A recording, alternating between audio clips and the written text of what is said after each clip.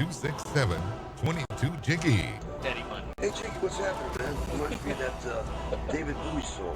Jiggy, play guitar, Jeff. It's a great name, man. Thanks so much for having me on the show. Presenting I'm Mike Massey, and you can catch me on Jiggy Jag TV and see a few of my trick shots there. Thank you very much. Jiggy Jaguar. I never knew what freedom was until I saw you lose yours.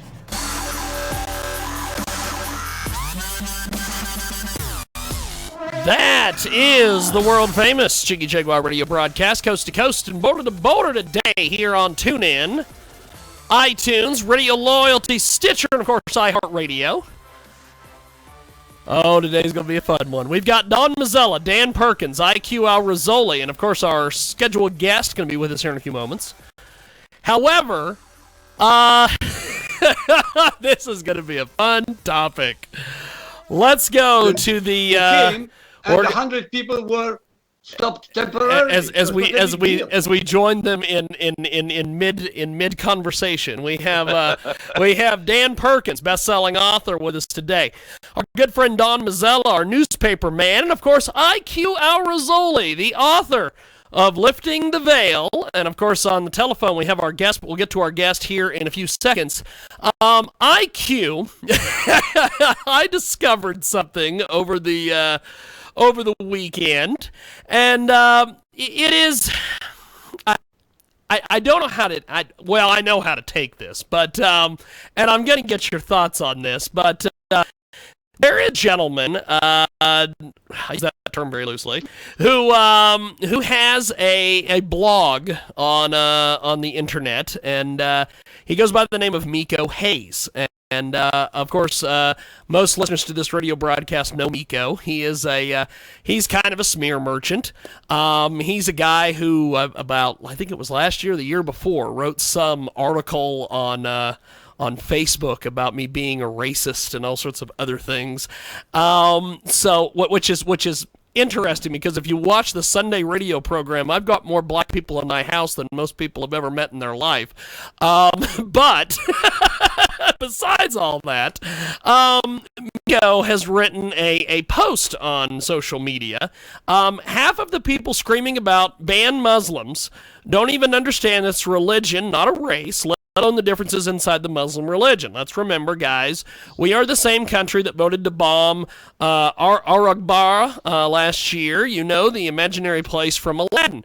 Hashtag know your supposed enemy.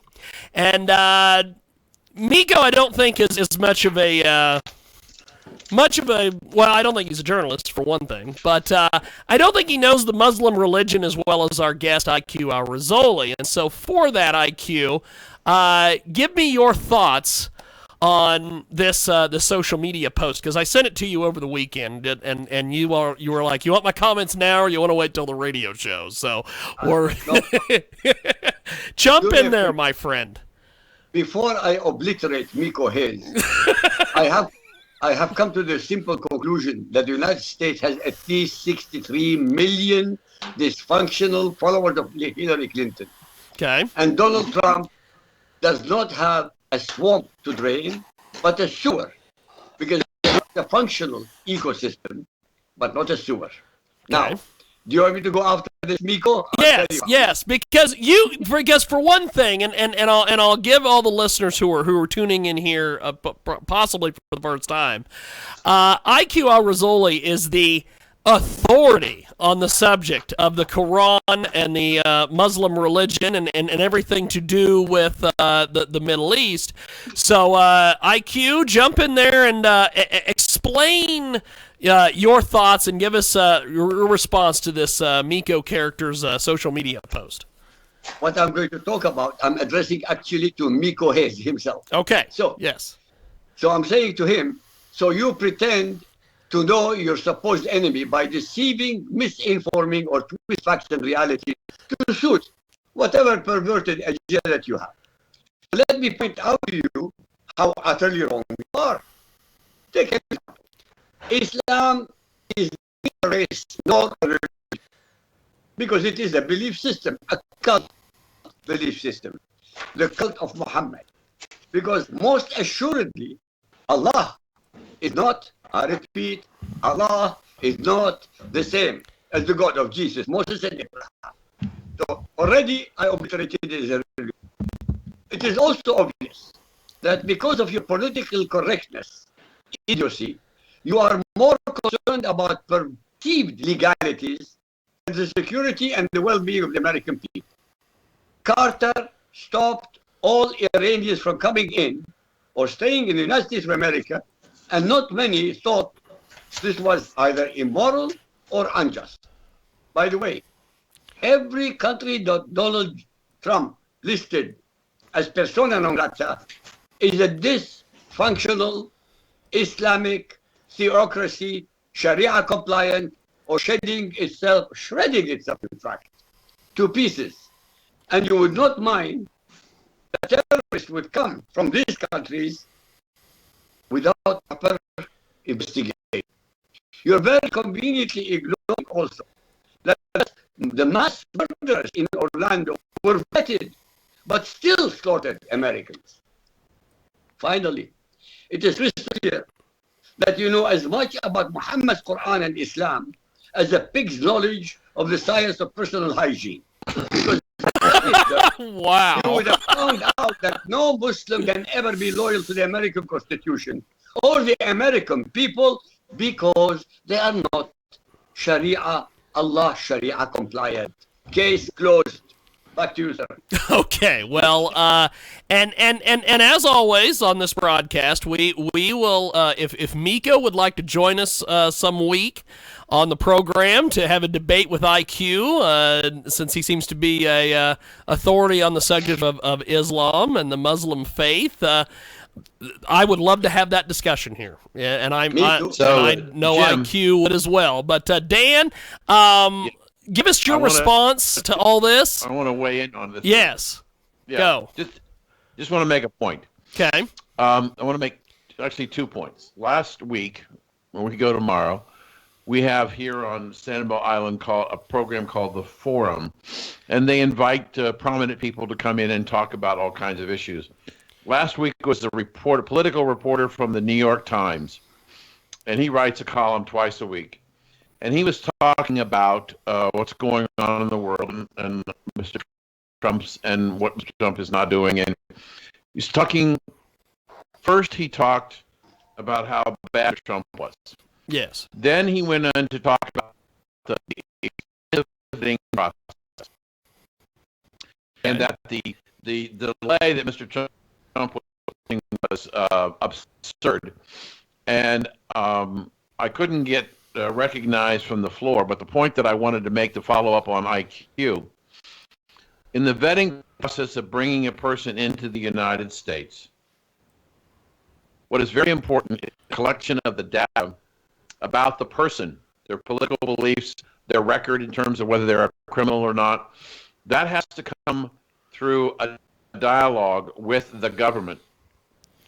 If you look at the countries that Mr. Trump has basically barred for at least some period of time, we have no way of gathering any reliable information about possible refugees from those countries. There is, for example, no government in Yemen. How could we ever possibly get any information? Syria is not our friend. We can't get any information. And on and on and on. Most of these states are, as IQ points out, in such a state of flux, you could not get reliable information. What Trump is saying is, if you can't get reliable information, don't let him in. Point 2. This is what really shocked me, what he said. He said that the line in the sand that Barack Obama drew was the biggest mistake of his presidency that cost millions of lives, and he's personally responsible for it.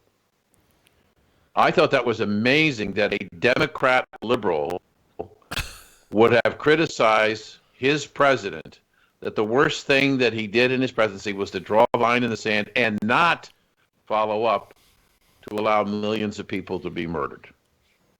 And I thought that was a pretty profound statement.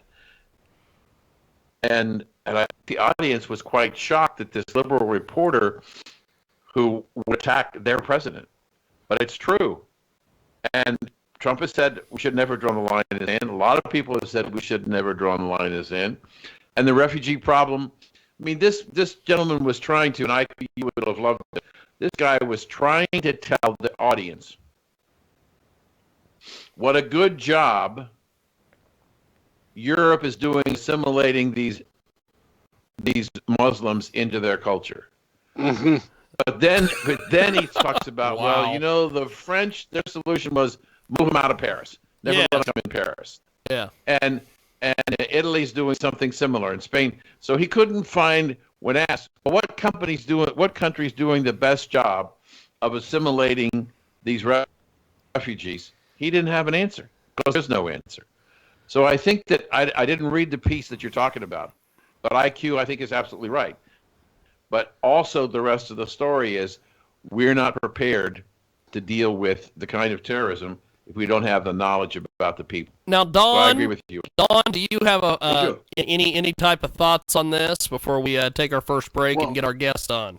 Well, thank you. But I was just going to say, you know, the Tet Offensive in Vietnam was a complete American victory. Yet it was a defeat because it was how it was reported here in the United States. And exactly the same thing is happening. I was sent a joke yesterday by someone, and a story about how Donald Trump was meeting with the Pope. Yes. And the Pope's cap dropped into water, and Trump said, "Don't worry about it." So he walked on water, got the cap, and brought it back. And sure enough, the next day, you know what the headline was in the papers? Donald Trump can't swim. That's awesome. But the point I'm trying to make is, Yes. no matter what, Excellent point. You don't need more than that. it was sent to me. I can't claim credit for it. But the point I'm trying to make in all this is, finally the New York Times at 2:30 this afternoon finally moved the story and said, you know, there are people here in the United States that think it was a good idea what he did. Finally, after all of these days. So my answer back is Donald Trump is doing exactly what he said he would do. If we have a politician or an elected official that's doing what he said he'd do in the campaign, and the newspaper and the media is still complaining. That's all I have to say. Well, Just one more thing, Jim, yes, for the break. go. One quick comment. Weekend, there was an attack in Yemen where 3 SEALs were injured and 1 was killed. Okay? Yes. And the headline in the paper was, Trump has his first casualty. Wow. Trump has his first casualty. So we're going to start body counting again like they did under George Bush, and they never did under Barack Obama. Take your break. Thank you, Dan.